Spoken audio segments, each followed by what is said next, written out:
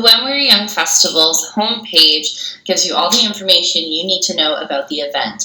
It is a 3-day festival from October 22nd, 23rd, and 29th later this year. It's going to be taking place at the Las Vegas Showgrounds, and the website does a really good job letting you know that they are close to the Las Vegas Strip and even show approximate travel times from common hotels there.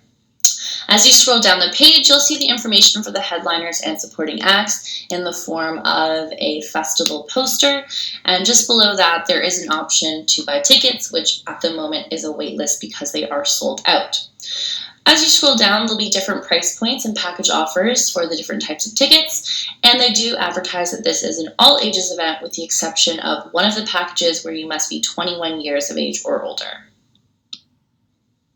The target audience for this festival would be millennials. Here you can see we've broken down the demographics and psychographics pertaining to this generation, and more specifically to this concert, the psychographics play a bigger part. They would need to be an alternative punk music fan, maybe even self-identify as someone who is part of the emo community, and would like, an avid concert goer, as many of these bands haven't been putting out music for quite a number of years, and the nostalgia factor is a huge draw for them. Now, this concert is a little bit on the more expensive side for tickets, so I'm going to assume that they're looking for their attendees to be earning $55,000 or more a year in order to pay for the ticket pricing, accommodation, and flights, if possible, or travel to the event, since it is on the more expensive side. And we are looking for, obviously, a flexible work-life balance, since it is a multi-day festival, and we are thinking that they're going to be North American because all of these bands are North American, and this is where a really strong pop-punk emo culture is. The main communication avenues for this festival is through social media, and more specifically through Instagram. Instagram is the #1 used social media app by millennials, so it makes the most amount of sense that that is where they have the most interaction as well as the most following compared to the other apps. The initial post that announced the concert actually happening gained over 790,000 likes, so it does really show you how popular this is. The Instagram account has only been active since about January 18th, and already it has 340,000 followers, and the actual account is following 66 accounts, and those are the accounts of the bands that are performing. It is a verified account, which is great, and it's definitely the easiest way for them to get out the word to their targeted demographic. Now, as you scroll down on the page, there are links to both their Facebook account and their Twitter account, respectively, but they are not as popular as our Instagram account. The Facebook event only has 108,000 followers, and our Twitter account only has 33,000 followers. So you can see that the chosen social media definitely is Instagram, but they're kind of recovering all their bases and making sure that they have their information out on all 3 platforms.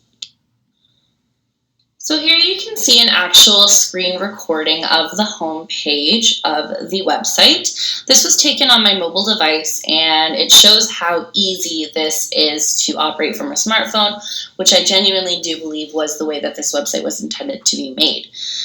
As you can see below, there's all the tabs to the different ticket offerings, and below there are more informative tabs, sort of frequently asked questions, getting here, hotels, tickets, health and safety, everything sort of that you would need for a festival, and it's towards the bottom of the website. Now, it's really easy to navigate. As I said, you just continue to scroll as you do on your phone, and any tab that you want to look into, you just simply tap it, and then you get all of your information. They have provided links to areas that they feel may be of use to you, and of course, then we have our social media filling at the bottom, and then contacting of the festival, which is more just to get in touch with them about joining, whether you want to be a food vendor, press application, sponsorship, all of those things. And then at the very bottom, there's a menu tab, which is sort of like a quick launch to get you to all of those different tabs.